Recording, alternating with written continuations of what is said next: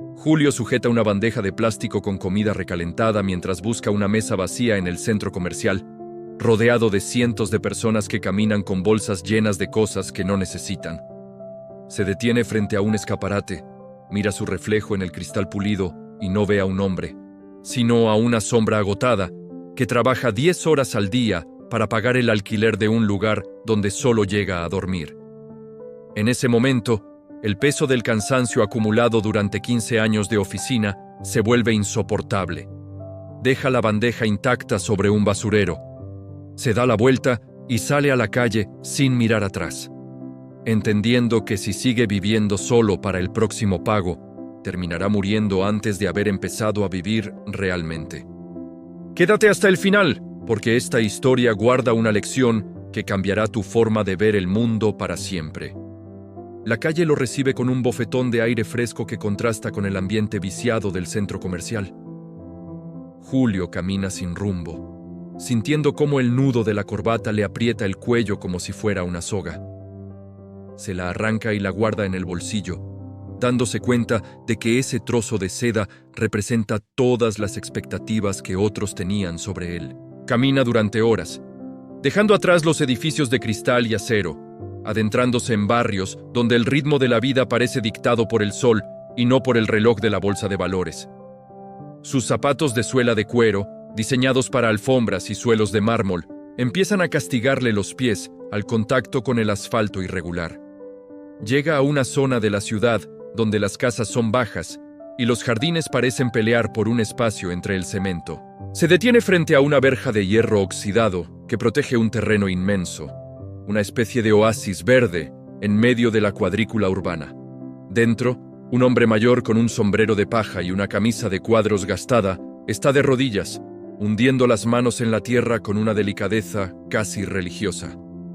Julio se queda observando durante lo que parecen minutos u horas. Hay algo en la quietud de ese hombre, en la forma en que no mira el teléfono ni parece preocupado por el paso del tiempo, que lo hipnotiza. Es la imagen viva de la paz que Julio ha buscado en promociones y bonos de fin de año sin éxito. El hambre y la realidad lo golpean al caer la tarde. Se da cuenta de que ha renunciado a su empleo de la forma más estúpida posible, sin una carta de renuncia y sin un plan de respaldo. Busca un refugio barato y termina en una pensión de paredes desconchadas donde el olor a sopa de sobre y humedad es la bienvenida. Su cuarto tiene apenas una cama, una silla coja y una bombilla que proyecta una luz amarillenta y triste. Se sienta en el borde del colchón y vacía sus bolsillos. Unas llaves, la corbata arrugada y una billetera con unos pocos billetes que no le alcanzarán para terminar la semana. La soledad de esa primera noche es un monstruo silencioso que le susurra que ha cometido el mayor error de su vida. A la mañana siguiente, el hambre es más fuerte que el orgullo. Julio regresa al jardín de la verja de hierro. El viejo, que se presenta como Mateo, lo reconoce de inmediato. Julio le explica, con la voz un poco quebrada, que necesita trabajo, cualquier cosa que implique usar las manos y recibir una paga al final del día. Mateo lo mira a los ojos, no con lástima, sino con una sabiduría que parece venir de las raíces mismas de los árboles. Le entrega una azada pesada y le señala un sector del terreno invadido por la maleza. Le dice que el suelo es el único juez honesto que conocerá. Si le das cuidado, te da vida.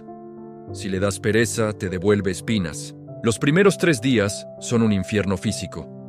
Julio descubre que tiene músculos en la espalda que nunca ha usado y que el sol puede ser un látigo inclemente. Sus manos se llenan de ampollas que luego se revientan y se convierten en callos duros. Cada noche regresa a la pensión con el cuerpo vibrando de dolor, pero con una satisfacción extraña. Por primera vez en décadas, el dinero que recibe al final de la jornada, unas cuantas monedas y billetes arrugados, se siente como una victoria real. No es una cifra abstracta en una pantalla, es el precio de su esfuerzo físico, de su resistencia frente al cansancio. Una tarde, mientras comparten un poco de agua bajo la sombra de un nogal centenario, Mateo saca una pequeña libreta donde anota gastos de semillas y abono. El viejo le comenta que la mayoría de las personas son como las plantas anuales. Crecen rápido, florecen con fuerza y mueren al primer frío porque no tienen raíces profundas. Julio entiende que el viejo no habla de botánica. Mateo le explica que el secreto de su tranquilidad no es la cantidad de tierra que posee, sino que aprendió hace mucho tiempo que una parte de todo lo que ganaba debía quedarse con él para siempre. Julio piensa en sus años de oficina, ganando 10 veces más que ahora, pero debiendo siempre el doble de lo que ingresaba. Había sido un jardinero que se comía sus propias semillas antes de plantarlas. Siguiendo el ejemplo silencioso de Mateo, Julio decide hacer algo que le parece una locura dada su situación. De la paga semanal, que apenas le permite comer 2 veces al día, separa un 10% exacto. Lo mete en una pequeña caja de madera que encontró en un mercado de pulgas. Ese dinero, se jura a sí mismo, no existe. No es para zapatos nuevos, ni para una comida mejor, ni para una emergencia médica. Es su semilla sagrada. Al principio, ver esos pocos billetes acumulándose le genera una sensación de carencia. Siente que ese dinero le hace falta para sobrevivir. Pero con el paso de las semanas, la sensación cambia. Empieza a sentir que ese dinero es su primer paso hacia la libertad. La vida en la pensión le enseña el valor de lo esencial. Aprende a lavar su ropa a mano para ahorrar unas monedas, a elegir los alimentos que más nutren por menos precio y a disfrutar de la lectura de libros que la gente abandona en los bancos del parque. Descubre que el consumo es una anestesia para el vacío espiritual. Cuanto menos gasta, más dueño de sus pensamientos se siente. Ya no tiene que mantener una imagen frente a vecinos o colegas. No tiene un coche que lavar los domingos ni una suscripción a un club que no usa. Su mundo se ha reducido a lo pequeño, pero en esa pequeñez ha encontrado un espacio inmenso para respirar. Mateo empieza a darle lecciones sobre el tiempo. Le muestra cómo los intereses y el crecimiento no son lineales, sino acumulativos. Le enseña un pequeño roble que plantó hace 20 años. Al principio no parecía nada, una vara débil que cualquier viento podía quebrar, pero hoy sus raíces son capaces de levantar el pavimento. Julio traslada esa imagen a sus ahorros. Empieza a ver cada billete en su caja no como papel, sino como un pequeño trabajador que, si se queda ahí el tiempo suficiente, tendrá hijos y nietos en forma de intereses. Empieza a estudiar sobre fondos de inversión simples, de esos que no requieren estar mirando noticias financieras todo el día, sino solo dejar que el tiempo haga su magia.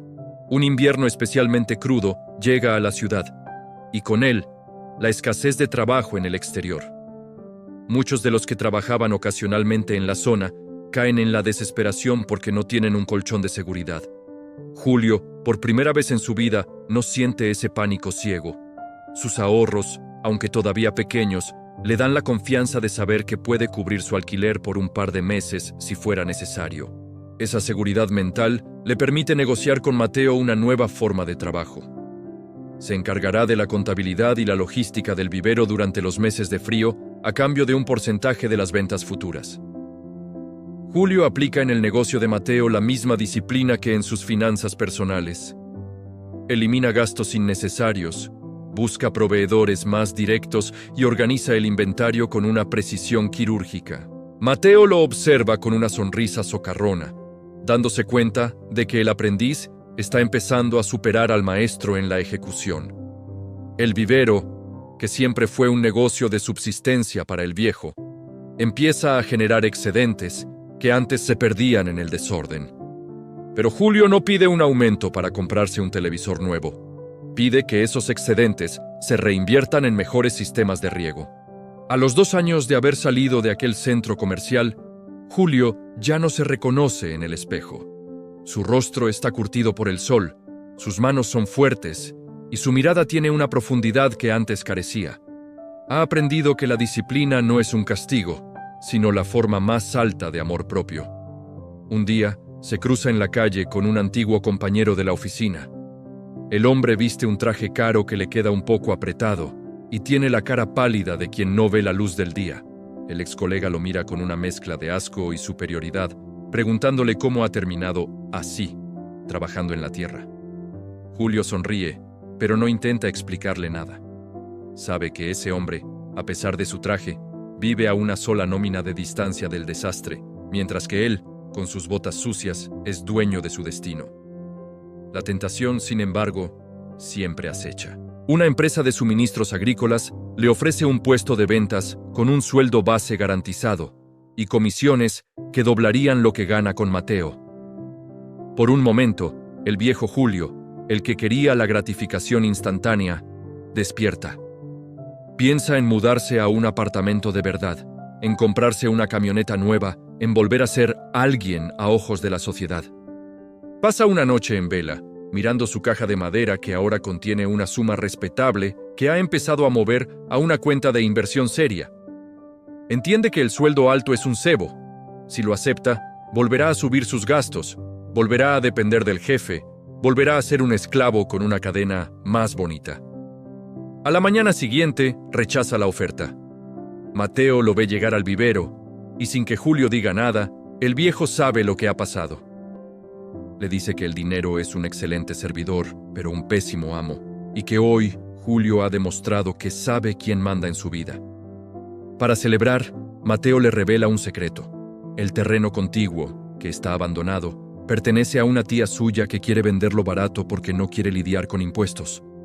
Le propone a Julio usar sus ahorros para dar la entrada y convertirlo en una extensión del vivero dedicada a plantas exóticas que dejan más margen de ganancia. Julio hace números. No son los números de un soñador, sino los de un hombre que entiende el riesgo. Tiene el dinero ahorrado gracias a su 10% sagrado y a su vida austera. Se da cuenta de que su consistencia le ha dado el privilegio de aprovechar las oportunidades que a otros se les escapan, por vivir al límite de sus posibilidades. Firma el contrato con una mano temblorosa, pero con el corazón firme. Ya no es solo un trabajador, es un propietario que ha construido su capital desde la nada, centavo a centavo, renuncia tras renuncia. El proceso de expansión es lento y requiere aún más sacrificio. Durante meses, Julio vuelve a comer solo lo básico y a trabajar 14 horas diarias para poner a punto el nuevo terreno.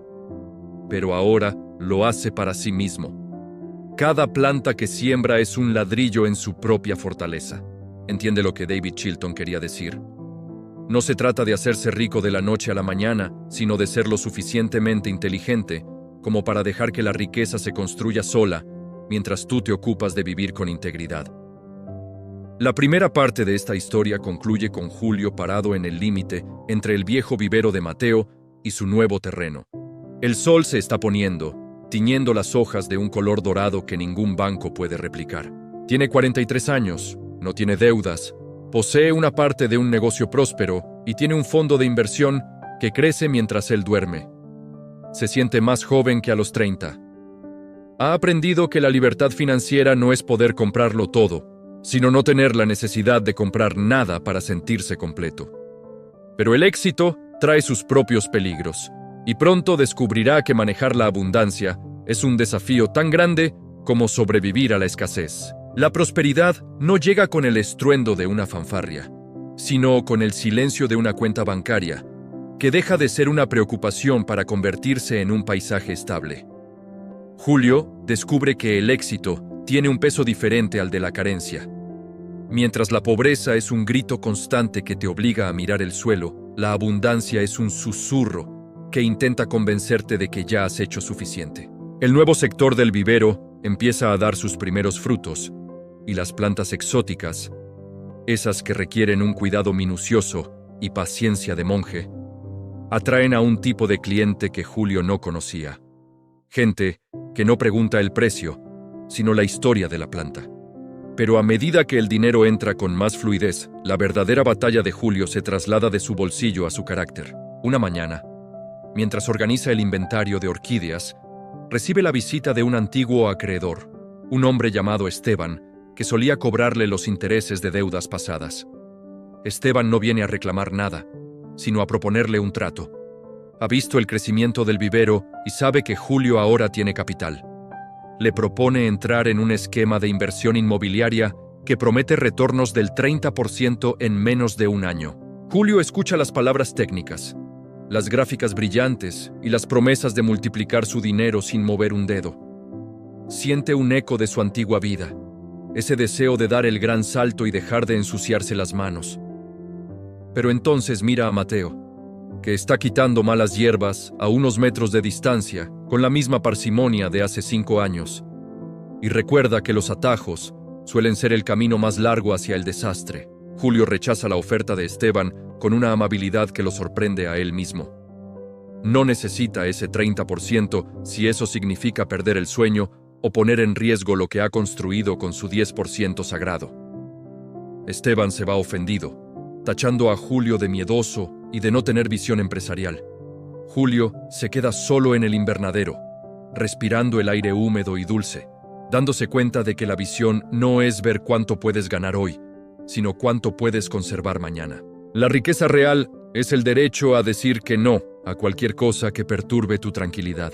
A medida que se acerca a los 50, Julio se encuentra en una posición que el 99% de la población envidiaría. Pero no por su dinero, sino por su tiempo. Puede pasar una mañana entera leyendo bajo su nogal o viajando para conocer nuevas especies de plantas sin tener que mirar el saldo de su cuenta. Ha logrado que su dinero trabaje tanto para él que él ya no tiene que trabajar por dinero. La gestión del personal se vuelve el nuevo desafío. Julio contrata a 3 jóvenes del barrio para ayudar con la carga y el mantenimiento. Se ve a sí mismo reflejado en ellos. Chicos que quieren todo rápido, que gastan su primer sueldo en zapatillas de marca y que se quejan de que el trabajo es monótono. Julio decide implementar una regla en el vivero. Además del sueldo, les dará una formación semanal sobre cómo manejar sus ingresos. Algunos se burlan, pero uno de ellos, un chico llamado Santi, empieza a hacer preguntas. Julio le regala una libreta igual a la que él usaba y le dice que el primer paso para ser libre es dejar de ser el cajero automático de las grandes corporaciones. Santi se convierte en su sombra. Julio le enseña que la libertad financiera no es un número en una cuenta, sino un estado de independencia. Le explica que si vive con el 90% de lo que gana y ahorra el 10%, tarde o temprano, ese pequeño porcentaje se convertirá en su propio jefe. Le muestra cómo las deudas de consumo son como parásitos que se alimentan de tu tiempo futuro. El chico lo mira con incredulidad cuando Julio le confiesa que, a pesar de ser socio del negocio, sigue viviendo en la misma habitación de la pensión. Julio le explica que su objetivo no es parecer rico, sino ser libre, y que para él, la libertad es no tener que pedirle permiso a nadie para tomarse una tarde libre. La salud de Mateo empieza a flaquear con el cambio de estación. El viejo ya no tiene la fuerza para levantar los sacos de abono y pasa más tiempo sentado en su mecedora bajo el nogal. Una tarde, llama a Julio y le entrega un sobre lacrado. Es el testamento y los papeles de propiedad total del vivero. Mateo le dice que no tiene a nadie más a quien dejarle su legado y que confía en que Julio no dejará que la avaricia mate las plantas. Julio siente un nudo en la garganta al entender que aquel hombre, que lo recogió cuando no era más que un náufrago urbano, le está entregando su vida entera. Pero con el regalo viene una responsabilidad inmensa: mantener el equilibrio en un mundo que siempre pide más. Tras la muerte de Mateo, unos meses después, Julio se encuentra al frente de una empresa que no para de crecer. La soledad del mando lo tienta a buscar consuelos materiales. Por primera vez, se permite comprar una camioneta nueva, no de lujo, pero sí funcional y segura. Siente una culpa extraña al conducirla, como si estuviera traicionando la memoria del viejo. Pero luego comprende que la austeridad no es autoflagelación, sino eficiencia. Si la camioneta le ahorra tiempo y dinero en reparaciones, es una inversión, no un gasto caprichoso. El truco está en no dejar que el objeto lo posea a él. El éxito del vivero atrae la atención de una gran cadena de tiendas de hogar. Le proponen comprar su producción exclusiva para sus sucursales en todo el país. El contrato es millonario y sacaría a Julio de cualquier preocupación financiera por el resto de su vida. Sin embargo, al leer la letra pequeña, se da cuenta de que tendría que industrializar sus procesos, usar químicos que Mateo odiaba y, sobre todo, perder la relación directa con la tierra y sus clientes. Tendría que contratar a decenas de personas y pasar 12 horas al día frente a una computadora analizando márgenes de beneficio. Julio mira sus manos, que aún tienen restos de tierra bajo las uñas, y se pregunta, ¿para qué quiero más dinero si el precio es perder el tiempo que el dinero ya me ha comprado?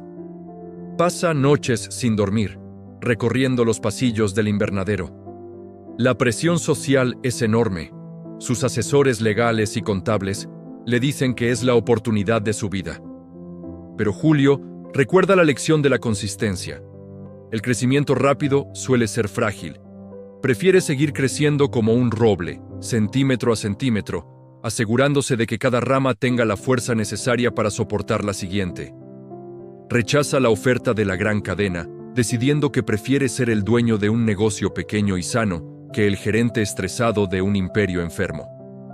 Esa decisión le gana el respeto de sus empleados y la lealtad eterna de sus clientes locales. La relación con Santi se estrecha.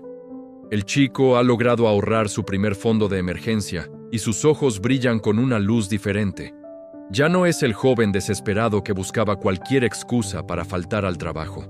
Ahora entiende que cada hora invertida en el vivero es una piedra más en su propio muro de seguridad. Julio se da cuenta de que enseñar a otros es la forma más alta de riqueza. No solo está multiplicando su capital, sino que está multiplicando la libertad en otros. Se siente como si estuviera devolviendo el favor que Mateo le hizo en aquel portal bajo la lluvia. Un día, una crisis económica golpea el país. La inflación se dispara y muchas empresas empiezan a cerrar. Los bancos congelan créditos y el pánico se apodera de las calles. Julio observa el caos desde la paz de su vivero. Como no tiene deudas, no tiene que preocuparse por las tasas de interés. Como tiene ahorros invertidos en activos reales y fondos conservadores, su patrimonio no desaparece con el humo de la bolsa.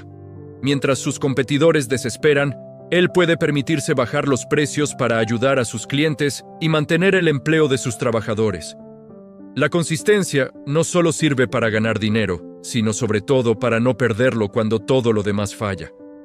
En medio de la crisis, Julio decide que es momento de dar el paso que siempre pospuso. Compra una pequeña casa con un terreno amplio en las afueras.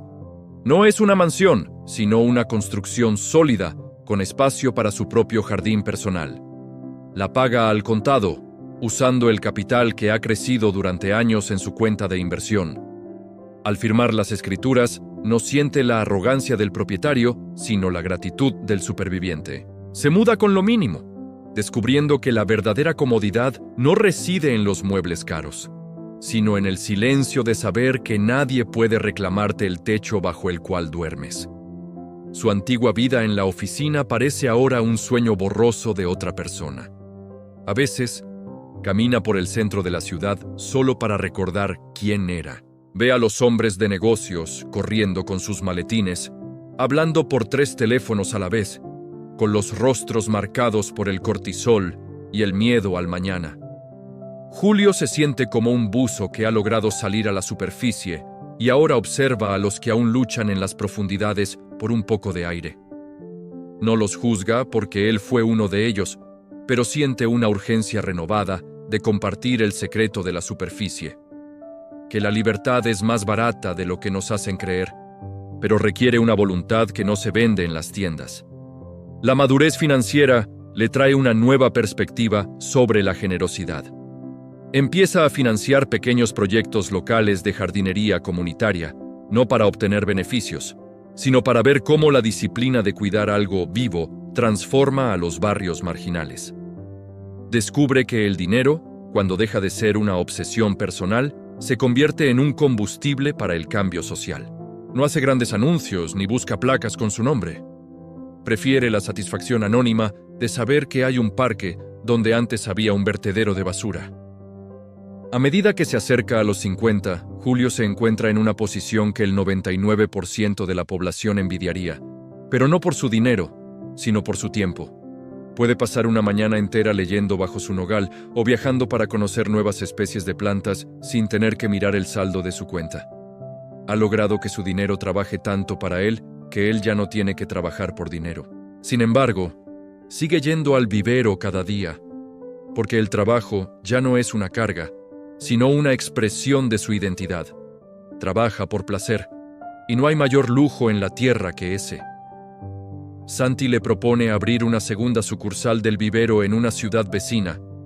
Julio lo escucha con atención, viendo en el joven la energía que él ya empieza a canalizar de otra manera. Le dice que si él está dispuesto a dirigirla bajo los mismos principios de austeridad y consistencia, él pondrá el capital inicial, pero le pone una condición. Santi debe seguir ahorrando su propio porcentaje y no puede subir su nivel de vida hasta que la nueva sucursal sea totalmente independiente de deudas. Es el último examen para el pupilo, y Julio se siente orgulloso de ver que el chico acepta el reto con la seriedad de un adulto. La paz, que Julio ha construido durante años, se ve sacudida un martes por la tarde, cuando una figura conocida cruza el umbral del vivero. No es un cliente habitual, ni un proveedor, ni uno de los jóvenes aprendices que ahora pululan por los pasillos verdes. Es Elena, la mujer con la que compartió sus años de ambición desmedida en la oficina y que se marchó cuando el suelo empezó a agrietarse bajo sus pies. Ella luce un abrigo que cuesta más que el salario semestral de cualquier empleado y un reloj que brilla con la frialdad del éxito corporativo, pero sus ojos están apagados, cargados con una fatiga que ninguna crema cara puede ocultar. Julio la mira desde su rincón de trasplante, con las manos manchadas de turba y el rostro curtido por el sol, y siente que el pasado ha venido a reclamar una deuda que él creía haber saldado hace mucho tiempo. Elena no viene a pedir perdón por el abandono, sino a pedir ayuda de una forma que intenta camuflar con arrogancia. Le cuenta entre frases entrecortadas y miradas al vacío que se ha metido en una espiral de deudas de alto nivel, de esas que se esconden tras fachadas de lujo, clubes exclusivos y préstamos puente para mantener un estatus que ya no puede sostener. Necesita una cantidad de dinero que para cualquier persona normal sería una fortuna inalcanzable, pero que para el nuevo Julio, gracias a su disciplina de décadas, es apenas una fracción de lo que ha acumulado con su paciencia y su regla del 10%. Julio la escucha en un silencio denso, invitándola a sentarse en un banco de madera que él mismo talló bajo la sombra de un nogal. No hay rencor en su corazón, solo una profunda tristeza al ver cómo alguien puede ser tan pobre teniendo tanto dinero fluyendo a su alrededor. La conversación dura horas, mientras el sol de la tarde dibuja sombras alargadas sobre los invernaderos. Julio no le entrega el dinero de inmediato, a pesar de que podría hacerlo con un simple gesto en su teléfono. En lugar de eso, le cuenta su propia historia desde el principio, desde aquel día en el centro comercial y la caja de madera de Mateo. Le explica que darle el capital ahora sería como ponerle un parche de papel a una presa que está a punto de reventar. Si ella no cambia la forma en que ve el consumo, el éxito y su propia valía, cualquier ayuda financiera será solo combustible para el próximo desastre, uno que esta vez será definitivo. Elena llora, no de tristeza por la pérdida material, sino de una frustración acumulada por años de aparentar una felicidad que nunca sintió. Ella siempre pensó que Julio había fracasado, que se había escondido entre las plantas porque no podía aguantar la presión del mundo real. Ahora se da cuenta de que el mundo real es el que habita él, mientras ella vive en una ficción de cristal y deudas. Julio toma una decisión que lo define como hombre y como maestro. Decide ayudarla, pero no bajo los términos de ella. Le propone un plan de rescate financiero basado en la austeridad radical que él mismo practicó cuando no tenía nada. Él pagará lo más urgente para evitar que ella pierda su vivienda, pero ella deberá trabajar en el vivero durante un año completo, recibiendo un sueldo modesto y viviendo con el 90% de lo que gane, devolviendo el préstamo peso a peso. Es una oferta que parece un insulto para alguien acostumbrado a las altas esferas, pero es la única medicina que Julio conoce para la enfermedad del consumo vacío. Para su sorpresa, y quizás impulsada por la desesperación absoluta, Elena acepta, no porque crea en el método de la consistencia, sino porque no tiene a nadie más en el mundo a quien acudir sin ser juzgada.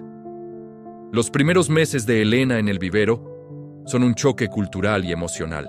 Ella se queja del sudor que le arruina el peinado, del olor penetrante del abono orgánico y de la falta de aire acondicionado en las tardes de verano.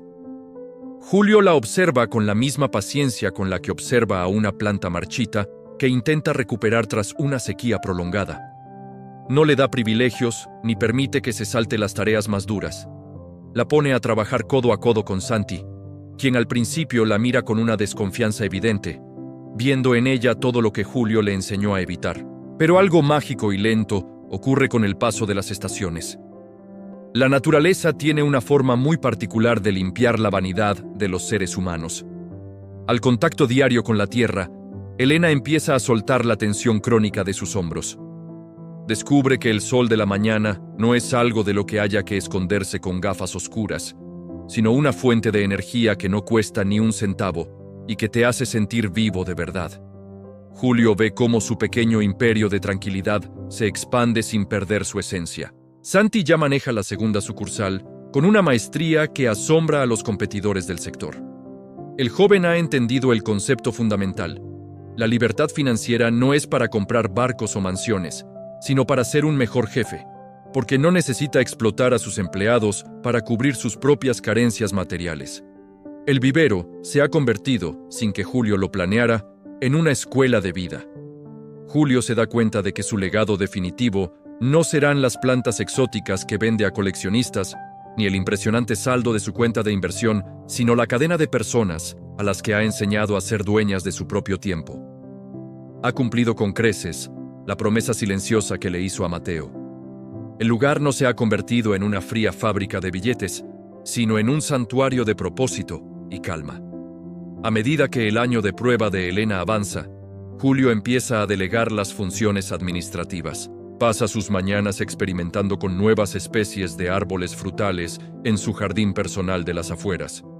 Es el lugar que compró al contado y que representa su victoria sobre el sistema de crédito. Se ha convertido en un hombre de pocas palabras, pero de una presencia que impone respeto. En el barrio ya no lo llaman por su nombre a secas. Lo conocen como el jardinero de la libertad. La gente acude a él no solo para comprar arbustos, sino para buscar consejos sobre la vida y el dinero. Él siempre responde con la misma sencillez. No mires cuánto ganas hoy. Mira cuánto te pagas a ti mismo hoy. Les explica, con dibujos en la tierra, que la libertad no se encuentra al final de una carrera llena de obstáculos, sino en la decisión valiente de dejar de correr para impresionar a gente a la que no le importas. La salud de Julio sigue siendo envidiable para su edad, producto de una vida de ejercicio físico y una dieta sin los excesos del estrés corporativo. Sin embargo, empieza a sentir que su ciclo en la gestión diaria del vivero está llegando a su fin. Una tarde, mientras el cielo se tiñe de un violeta intenso, llama a Santi y a Elena para una reunión bajo el nogal. No hay abogados ni contratos complicados sobre la mesa, solo una jarra de agua fresca y la libreta gastada de Mateo que Julio ha conservado como un tesoro. Les propone una estructura de propiedad compartida. Ellos se encargarán del crecimiento y la operación, mientras él se retira a una posición de mentor. Les advierte que el mayor peligro que enfrentarán no es una crisis económica externa, sino su propia ambición interna si alguna vez olvidan que el dinero es un excelente servidor, pero un amo despiadado que no tiene corazón. Elena termina su año de trabajo con una transformación que nadie hubiera creído posible. Ha pagado su deuda con Julio y ha aprendido a vivir con una fracción de lo que antes gastaba en una sola cena. Ya no necesita el abrigo de marca para sentirse protegida. Ahora se siente segura porque sabe exactamente cuánto cuesta su vida y sabe que es capaz de generarlo con sus propias manos. Le pide a Julio quedarse en el vivero de forma permanente como socia operativa, renunciando definitivamente a su carrera en las finanzas tradicionales. Ha descubierto, entre podas e injertos, que prefiere la fatiga honesta de un día de siembra que el vacío existencial de una junta de accionistas donde nadie se mira a los ojos. El círculo se ha cerrado con una perfección poética. El hombre, que fue rescatado por un jardinero en medio de la lluvia, ahora rescata a otros a través del mismo oficio y los mismos principios. Un domingo por la mañana, Mientras Julio lee un libro en su porche, recibe una carta certificada de un gran conglomerado internacional. Es una oferta formal para comprar todo su complejo de viveros y la marca que ha creado por una suma astronómica, una cantidad que lo colocaría automáticamente entre las personas más ricas de la región. Julio lee la propuesta con la misma curiosidad con la que leería un folleto de supermercado. Mira hacia su jardín, donde los pájaros se bañan en una fuente de piedra y los frutales están cargados de promesas para el próximo otoño. Sin un solo gramo de duda, usa la carta para encender el fuego de su chimenea pequeña. No hay cantidad de dinero en el mundo que pueda comprar lo que ya posee. El control absoluto sobre sus mañanas y la paz innegociable de su conciencia.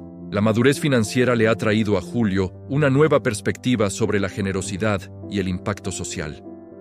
Con los excedentes que su dinero sigue generando de forma automática, empieza a financiar una red de huertos comunitarios en las zonas más deprimidas de la ciudad. Pero no lo hace como un donante distante que solo firma cheques. Exige que cada huerto se gestione bajo la regla del ahorro y la reinversión. Quiere que la gente no solo tenga comida, sino que entienda el poder de la consistencia. Descubre que el dinero, cuando deja de ser una obsesión personal para convertirse en una herramienta de servicio, tiene la capacidad de sanar comunidades enteras. Se siente inmensamente rico, no por lo que guarda en su caja de seguridad, sino por la cantidad de personas que ahora duermen tranquilas gracias a las semillas que él ayudó a plantar. A medida que se acerca a la vejez, Julio se encuentra en una posición que el 99% de la población envidiaría, pero no por sus activos materiales, sino por su tiempo. Puede pasar un miércoles entero observando el comportamiento de las abejas o viajando a pueblos lejanos para conocer nuevas técnicas de cultivo sin tener que consultar jamás el saldo de su cuenta bancaria. Ha logrado que su capital trabaje tanto y tan bien para él que el trabajo físico se ha convertido en una opción estética, en un placer sensorial y no en una obligación para la supervivencia. Trabaja porque ama la sensación de la tierra entre los dedos, y no hay mayor lujo en la civilización humana que ese. Santi abre la tercera sucursal del vivero, y esta vez lo hace con su propio capital ahorrado, siguiendo paso a paso las enseñanzas de su mentor. Julio asiste a la inauguración como un invitado de honor, vestido con su ropa de siempre, pasando desapercibido entre la multitud de clientes que admiran la belleza del lugar. Siente un orgullo que no cabe en sus pulmones al ver que la semilla de la disciplina ha dado un bosque entero. Se da cuenta de que la verdadera riqueza es aquello que queda cuando el dinero desaparece. El conocimiento, la integridad y el ejemplo dado a los que vienen detrás. Ha transformado su vida de una carrera desesperada por la supervivencia en una obra de arte basada en la paciencia. La historia de Julio llega a su conclusión natural. Ha pasado de ser una sombra derrotada en un centro comercial a ser un faro de luz para su ciudad.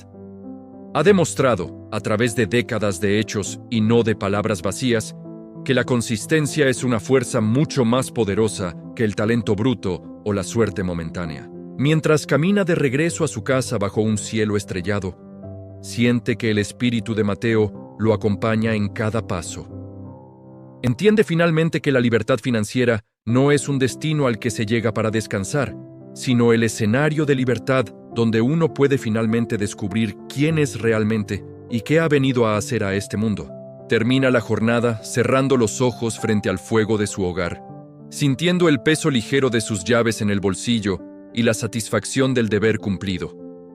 Mañana, el sol saldrá de nuevo sobre sus invernaderos, y él estará allí para recibirlo, no como un esclavo de la necesidad, sino como el arquitecto sereno de su propia eternidad. Ha aprendido que la verdadera abundancia es la capacidad de respirar profundo, mirar al horizonte y saber que, pase lo que pase en el mundo exterior, tú ya eres el dueño absoluto de tu mañana. La lección está grabada en cada hoja de su jardín. La consistencia es el lenguaje en el que la vida escribe sus finales felices. Bueno, mi público bello, espero que les haya gustado el video. Les pido de favor que se suscriban y le den like al video para que les siga apareciendo más contenido del canal. y sigan educándose financieramente. Recuerden que el límite está en la mente y estamos hechos para grandes cosas, ¿ok? Chao, chao.